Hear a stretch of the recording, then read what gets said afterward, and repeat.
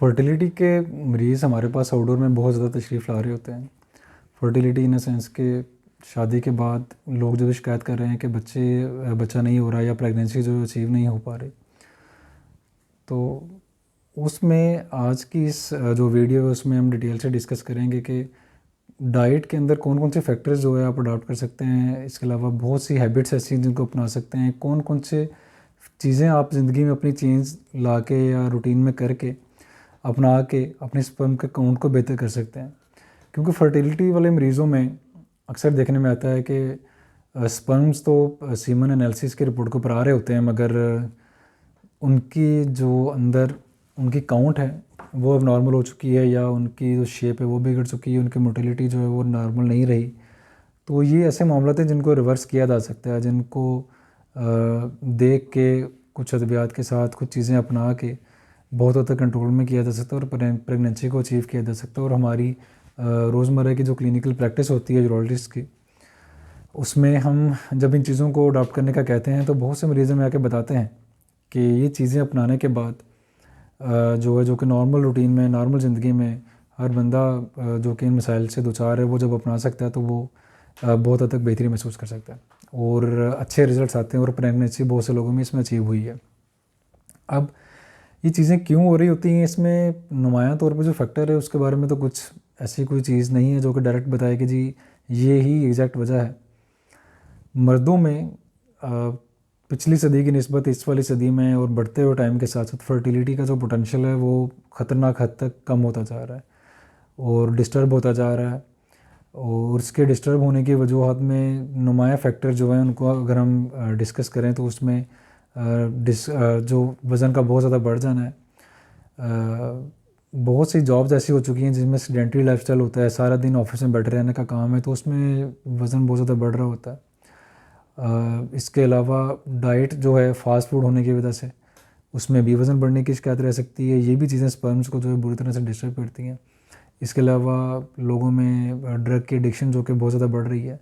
Climate change हो रहा है, टेम्परेचर बहुत ज़्यादा बढ़ रहा है पूरी दुनिया में, ये भी एक नुमायाँ तौर पे फैक्टर हो सकता है। पोल्यूशन बहुत ज़्यादा बढ़ रही है, आलूदगी में फ़िज़ा के आलूदा रहने की वजह से भी बहुत सारे जो तरह तरह के कैंसर हैं वो भी डेवलप हो रहे हैं और फर्टिलिटी के लिए जो स्पर्म है वो भी बहुत बुरी तरह से डैमेज हो रहे होते हैं। इसके अलावा जेनेटिक भी चीज़ें आ जाती हैं, यानी कि जीन्स में, यानी कि फैमिली में कुछ डिजीज़ ऐसी रन कर रही होती हैं जिसकी वजह से स्पर्म का डैमेज हो रहा होता है, या तो बिल्कुल नहीं होते हैं जो स्पर्मिया जिसे कहते हैं, या अगर हो रहे हैं तो वो सही तरीके से बन नहीं पा रहे, काउंट भी उनके ख़राब है। तो ये सारे नुमायाँ फैक्टर हैं जिनकी वजह से जो है स्पर्म का काउंट जो डिस्टर्ब रहता है। तो ये सारे जो लोग हैं ये क्या क्या चीज़ें कर सकते हैं, ये स्पर्म काउंट कैसे बढ़ा सकते हैं?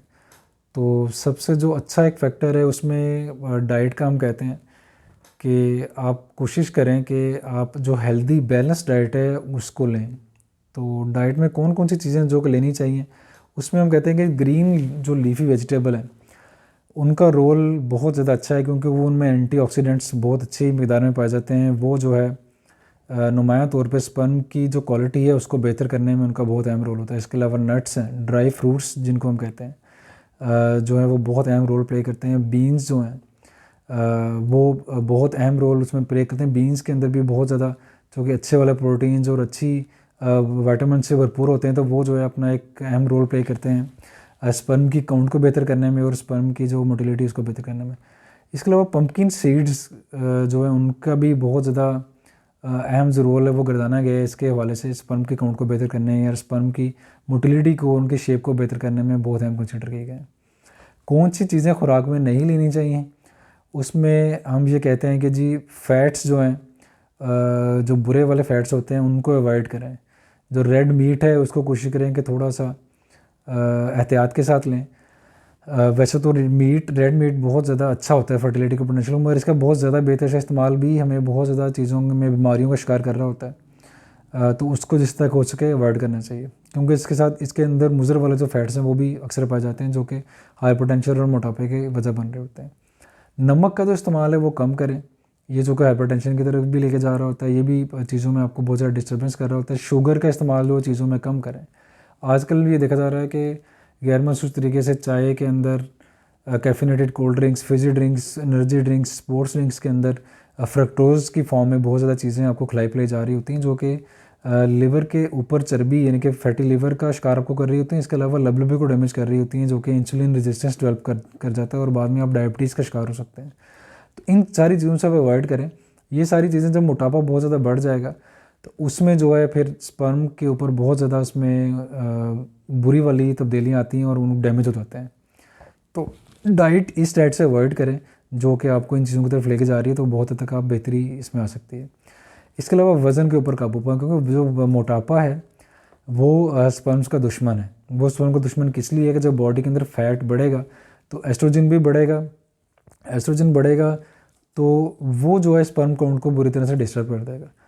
तो ये जब स्पर्म को डिस्टर्ब होगा उसके बाद बहुत सारे लोग हमारे पास जो है सेडेंटरी लाइफस्टाइल वाले आ रहे होते हैं कि जी हमारा मोटापा बहुत ज़्यादा है और हमारे जो हम अचीव नहीं कर पा रहे। जब सीमन का एनालिसिस करवाया जाता है तो उसके अंदर आता है कि जी काफ़ी परेशान कुन सूरत हाल है और स्पर्म जो बुरी तरह से डैमेज हो चुके हैं, या तो उनकी मोटिलिटी नहीं है या उनके अंदर जो उनकी शेप ख़राब है या उनका काउंट जो है बिल्कुल कम है। तो वज़न के ऊपर काबू पाएँ। एक्सरसाइज को जब आप अडॉप्ट करेंगे रेगुलर बेसिस के ऊपर, वज़न को जब स्ट्रिक्टली आप कंट्रोल करेंगे, डाइट का प्लान अच्छे तरीके से लेंगे, तो आप बहुत अच्छे तरीके से अपने देखेंगे कि सिक्वेंशली रेगुलर तरीके से जब सीमन के एनालिसिस की रिपोर्ट हो रही होती है इसमें बहुत हद तक बेहतरी आ चुकी होती है। इसके अलावा हम ये कहते हैं कि जी जो सेक्सुअली ट्रांसमिटेड इन्फेक्शंस हैं उनसे बचें। एसटीडी का बहुत नुमाया फैक्टर है। एसटीडी के जो जरासीम हैं जिसमें गनोरिया आ जाता है, क्लेमाइडियल इन्फेक्शन आ जाता है, बहुत से वायरल इन्फेक्शन है जिसमें हर्पीज़ है, इसके अलावा सिफिलिस का इन्फेक्शन है। ये स्पर्म्स को बहुत बुरी तरह से डैमेज कर देते हैं। स्पर्म की जो है शक्ल को बिगाड़ के रख देते हैं, उनके काउंट को बहुत बुरी हद तक डिस्टर्ब कर देते हैं। तो बहुत से लोग जो मल्टीपल सेक्सुअल पार्टनर्स रखते हैं, अनप्रोटेक्टेड सेक्स करते हैं, इंटरकोर्स करते हैं, उनके लिए होता है कि वो प्रोटेक्टेड सेक्स को अडॉप्ट करें और मल्टीपल सेक्सुअल पार्टनर से वो जिस हद तक हो सके अवॉइड करें ताकि उनकी सेक्सुअल लाइफ एक बेहतर तरीके से चल सके और स्पर्म का जो डैमेज है वो ना हो। इसके अलावा वर्जिश का जैसे कि हम जिक्र कर चुके हैं, वर्जिश बहुत सी स्ट्रेनस एक्सरसाइजेज हैं जो कि वज़न को कम करने में भी मावन साबित होती हैं, मगर ये टेस्टोस्टेरोन को भी बढ़ाती हैं जो कि इन टर्न स्पर्म के प्रोडक्शन में हैरत अंगेज़ तौर पे नुमायाँ रोल प्ले करती है वर्जिश। जब वर्जिश आप करेंगे, इसके अलावा उसका फ़ायदा ये होता है कि जब आपकी बॉडी का फ़ैट ज़्यादा बर्न होगा, फैट बर्न होगा तो एस्ट्रोजन कम होगा, तो फैट बर्न होने के साथ आपके स्पर्म जो है बहुत ज़्यादा बढ़ेंगे अपनी तादाद में और अच्छे वाले होंगे, हेल्दी होंगे, तो जो कंसीव करने का, प्रेगनेंसी को अचीव करने का चांस है वो बहुत हद तक बढ़ जाएगा। बहुत सारे लोग जाके बताते हैं कि हमने जब अपना वज़न को कम किया है और रेगुलर जिम किया है, वर्जिश की है, तो हम बहुत हद तक बेहतर हो गए हैं। इसके अलावा एक बहुत अहम फैक्टर है जिसके ऊपर कम बात की जाती है, वो स्मोकिंग है, जिसको लोग इतना नॉर्मल नहीं ले रहे होते। आजकल यंग जो जनरेशन है वो ट्रेंड के तौर पे वेप ले रही होती है, स्मोकिंग कर रही होती है सिगरेट की फॉर्म में, शीशा बहुत से लोग पी रहे होते हैं। तो उनके लिए अर्ज़ है कि निकोटिन इसमें बेतहाशा पाया जाता है जो कि इन द लॉन्गर रन आपकी सेक्सुअल हेल्थ का दुश्मन होता है। बिल्कुल ये अच्छी चीज़ नहीं होती और ये स्पर्म की शेप को बिगाड़ के रख देता है। स्पर्म के काउंट के ऊपर इसके बहुत मुज़र असरात होते हैं। स्मोकिंग से अगर आप अवॉइड करेंगे तो आप बहुत हद तक अपने स्पर्म की जो तादाद है उसको काउंट को बेहतर कर सकते हैं। इसके अलावा बहुत से लोग छालिया पान ले रहे होते हैं, गुटखा ले रहे होते हैं, ये भी in the longer run sexual health के लिए बहुत ही मुज़र है। इनसे जिस हद तक हो सके अवॉइड करना चाहिए। इसके अलावा ड्रिंक करने वाले लोग या वो लोग जो बहुत सी बुरी वाली एडिक्शन का शिकार हैं, जैसे कि भंग है, चर्स है, मैरिजुआना है, ये जो लोग ले रहे होते हैं ये अपने एक तो सेक्सुअल हेल्थ इन सेंस के इरेक्टाइल डिसफंक्शन का भी शिकार हो जाते हैं बाद में जाके, और इसके अलावा स्पर्म काउंट के ऊपर, स्पर्म की हेल्थ के ऊपर इनका बहुत बुरा असर होता है।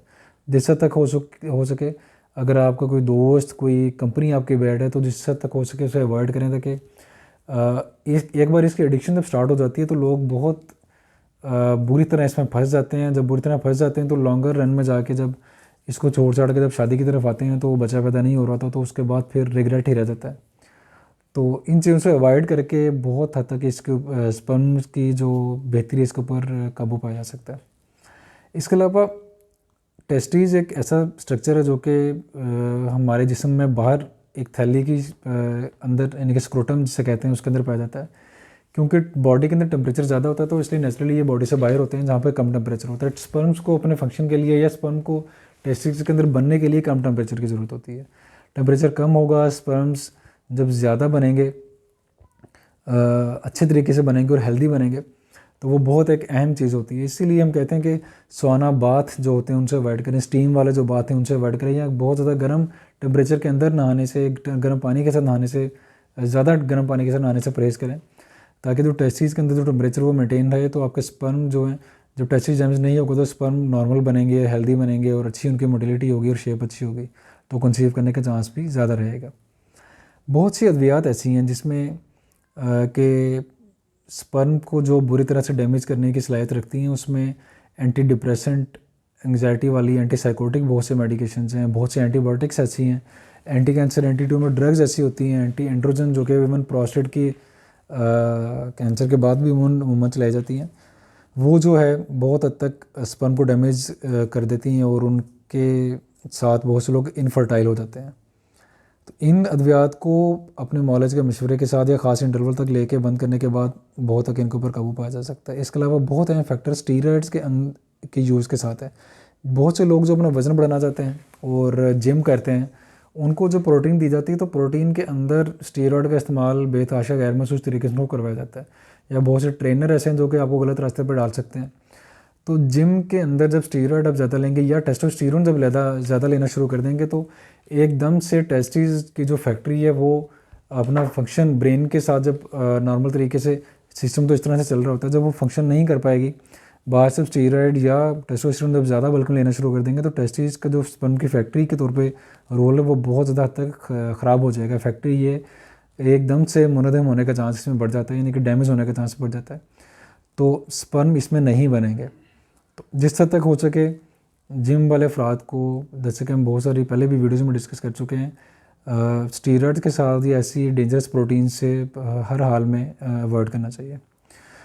अब एक बहुत अहम चीज़ जो अद्वियात के ऊपर हम डिस्कस करें, सप्लीमेंट्स के बारे में। जिंक के सप्लीमेंट्स भी आप ले सकते हैं, विटामिन सी के भी सप्लीमेंट्स ले सकते हैं। ये स्पर्म्स को नरिश करने में, उनकी ग्रोथ में, उनकी बढ़ोतरी में, उनकी मोटिलिटी को बेहतर करने में इनका बहुत ज़्यादा अहम रोल है।